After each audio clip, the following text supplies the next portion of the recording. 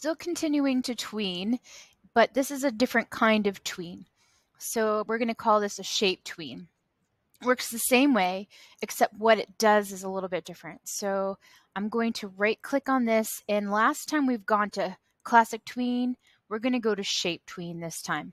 So create shape tween. It gives you a little, it's orange this time, sets up the tweening. I'm going to use 30 frames instead of 10 frames. So I did click on the keyframe and drag it to where I want it to end. But then what do I want it to look like at 30? So frame 1, that's the shape I want it to be. By frame 30, I want it to morph into a new shape. So we learned morphing in a previous early lesson, but you click off of it, make sure I'm on the selection tool, and if I move my mouse towards the edge, I get that little half circle that pops up right there. And I can change the shape to how I want it to look, and now it has to look like that. So it morphs into that shape. That's a shape tween. It doesn't have to be just the shape. It could morph into a different color as well. So it's morphing into my brand new shape, but it's also morphing to another color. So let's do that again.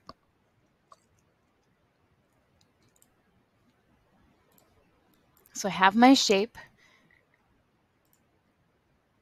Create shape tween. Use my selector tool to morph this shape. And I can change the color if I want to, but now I have this new shape.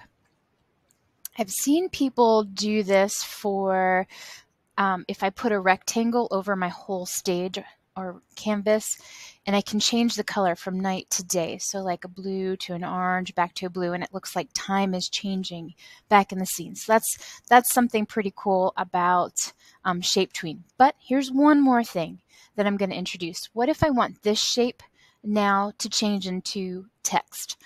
So this is a little bit of a different step. We haven't really learned the blank keyframe. And so on about 10 frames out, I'm going to go ahead and right click, insert blank keyframe. And what it does is say, I know I'm still shape tweening, but I don't know what to do here. So it's leaving a place for me to click on the text tool and type text or whatever I want it to say. And I want it to be bigger than this. So I'm going to go ahead and change the size of my text, and you can change the style of it or whatever you want to do. But so I have this word, and if I play it, it really doesn't do anything. So on this last frame where I just added text, I have to break it apart.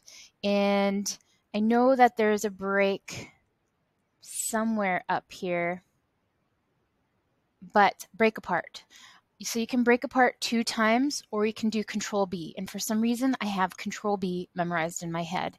So under Modify, break apart, and then Modify, break apart. Do that 2 times. So I'm going to do Control B,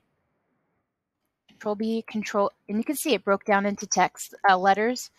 I'm going to do it another time to break it down into pixels. So if I zoom in on that, you can see like the little pixels in there, so that the shape knows to conform to my new word. So it's breaking into letters. So I can morph a shape into letters, I can morph a shape to a new shape, and I can morph a color to a color.